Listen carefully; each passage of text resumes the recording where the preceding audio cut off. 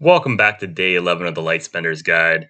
If you're looking for the trial fights, we did that yesterday in day 10. We were easily able to crush it, and we did place all right in some of the tournaments. The Magic Codex, we were able to get fourth. We were super close to third, but we ended up with fourth, which is pretty cool because we're going to get +1 speed to all our heroes, a couple hundred diamonds back. We did spend all of our diamonds right at the end doing as many pulls. We were able to do 300 of the 400 diamond pulls.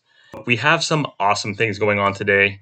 We do have access to our first beast, and it's right here. You just have to have 40 cross server ranking matches. Clearly, we had crushed it already, so able to get that first beast, and it gives us access to a new game mode. Also, you get 3,000 diamonds, so replenish some of those lost reserves. You're probably broke like I am. So hop over here, collect Whisper Beast, a healing pet, not so incredible, but it gives you access to that new area, and you'll be using the pet for a little bit. As of right now, just stick it on your best hero. Probably going to be Night Eater if you're following this, or it could be Dragon Lord, or whoever. They don't need to be ascended or anything. It could be a 5-star, and you can put them on there. So once you have that equipped, hop over the wilderness, and it's going to see that contract island light up like this, and gives us access to that fun mode. You'll see your little Whisperwind beasts. You can collect some of these resources here in the contract shop. This does expand, so it gets further.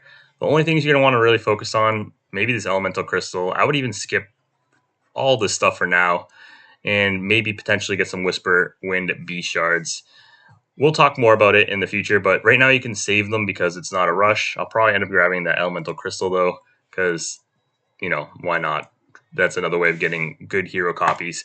But it opens up this beast clash right here. And I guess they give us another 100 shards of that, so we'll be able to rank up our Whisperwind beast, which is kind of cool.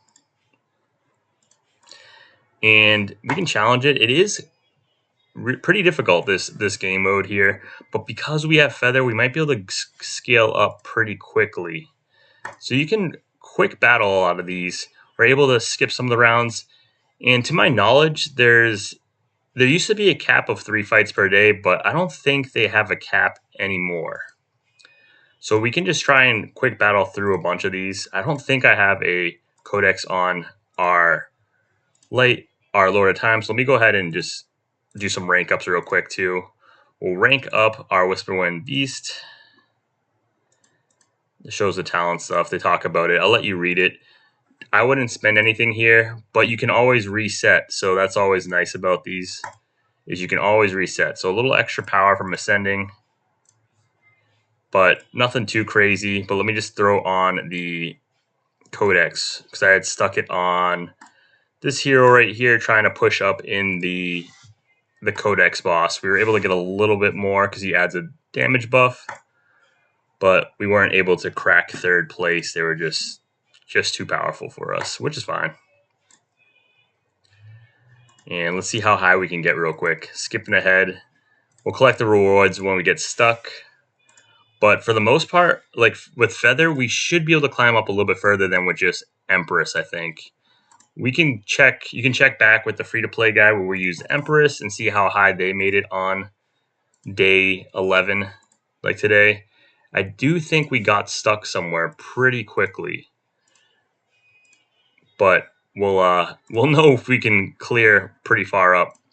One of the things is these heroes smack real hard. We got a couple extra 100 right there, as you saw, Whisperwind Beast shard. So we're going to rank it up some more. And ranking it up gives you that beast power. So if we rank it up one more time, we're going to get a little bit stronger. So here we go. We hit our first landmark. First, obviously, spot where we failed. We can try running it one more time. Able to skip through it. There we go. So getting a little lucky here. But because we got stuck, you see we're getting a bunch of damage, which is nice. Let's just rank up the Whisperwind right here one more time because it's going to give us that ability to get that extra little power. You can use these too because they can be reset at any time. So we can just reset. You'll get back your talent points. You'll get back everything. So let's just get those extra stats while we're sitting here too. And hop back in there. So this is going to be the main thing about today is going to be that. There is also another event for For Divinity. So can we get by this one? We already are maybe stuck. Oh, we got through there. Defeated 11 enemies today. That's pretty good. I don't think we got 11 enemies on the free to play, which is expected that we should be going better, right? Unless Empress was that much crazier. We skipped 4 levels this time, so kind of slowing down at floor 60 here. And we might be kind of stuck here until we get a couple more beasts or a little bit more power. Let's run it one more time real quick. Let's just watch it now. I'd like to see how bad we're getting annihilated. Are we just not doing enough damage at this point? So it looks like we're still doing some decent damage. They don't... Oh, they do have a reviver. But you see, we just got like one tapped by everyone. And that's the scary part. Even with Feather, we were just getting blown away right there. And in here, would skip these for now. There's going to be a lot of flywheel events, much more efficient. And the only one, there's going to be another event in this contract island that has war spirits. Those ones are the only one that I would potentially think about purchasing with them. But I would hard skip this for now. And you'll eventually get those beasts from the flywheel. So don't go crazy there, is my recommendation. Where else? So just to recap, we were able to get to 1049 in the tower. I didn't really spam it too much, just was trying to save some time. And it looks like we'll be stuck here for a little bit. We were still stuck on the stage 7-8, and may have tried other team combinations, but I think we were just pretty much stuck there. Not a problem. Able to get up to floor 50 for the team mode. We have team mode again because it just happened to work out that way. But 5-12, we were able to get almost through the whole way. We are still leading, but we might be stuck there for a little bit. There's only 60 floors, so nothing to stress about. We'll get through it eventually. And it's only those smaller codexes, and they're less relevant moving forward because there's not going to be another codex box for a little bit. So I wouldn't stress about it. If you're getting a little stuck, a little before or after, you'll eventually get through it. As a quick reminder, don't forget to do your pulls for the trial summon. For the artifact, that does go away today. It's Treasure Corridor. I don't think any of these are too hot value. Let's see what we got going on here. Yeah, for $3 with some gambling here, not too hot. I guess you'd get this as well. You get that, then this. Don't know. It's not the worst, actually, though, because you have a chance of getting... Well, I guess you'd most likely get like 300 diamonds plus another 800. Not really worth it. And then you'd get access to this, which is cool, but like it's saying, it's the same as the other value. If this was like a 2, it'd be cool. Yeah, nothing too crazy. Yeah, these aren't super good value, in my opinion, so I wouldn't even go through those if you're planning on spending. The Great Voyage, we'll cover that in a couple days, but we do have the Divinity bonus, which is really cool. On the free-to-play, you're not going to be able to get this, but because we got those crowns for the light spending, right off the bat, you're getting an extra crown, another 100 yearbooks, which is real nice. You know, anything free that these take a while to get are going to be big. And the next mission is getting 2 heroes to 3-star Divinity. That is kind of possible. We have 14 days to do it. We're not going to do it today, but we do have a potential of getting this and then resetting. It'll be 100% worth if we can get it because it'll give us another coronet. And not coronet, crown of hardening. But you would do that. Let's just go in here just for an example. We have her at +3 awakened, right? So if we reset her, it would basically mean this is what you need to get another hero to 3-star. You would need 5 crowns of hardening. We have 2. And then another 200 yearbooks. We have 150. So we're shy 50 yearbooks and 3 crowns of hardening. But we have a couple of days. Maybe there'll be some other crazy things popping up. And if we can grab another hero to, maybe our Dragon Lord to +3 awakened, then we'll get another crown of hardening, a couple 100 yearbooks. So it just makes it that much more valuable. So I just want to point that out. And it'll only cost us 500 diamonds to reset whoever we put to the Divinity afterwards. So definitely not a bad thing. Unfortunately, there's probably 0 chance that on my account I'll get any further in there.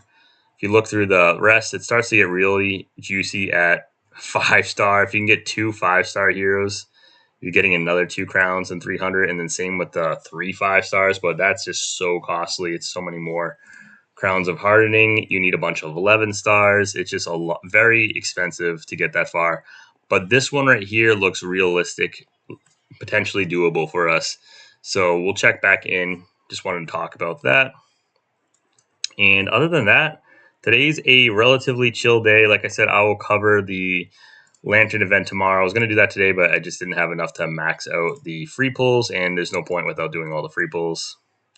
And because I'll be busy at work tomorrow, probably won't be able to cut in the video till the next day. And yeah, so just keep pushing the content.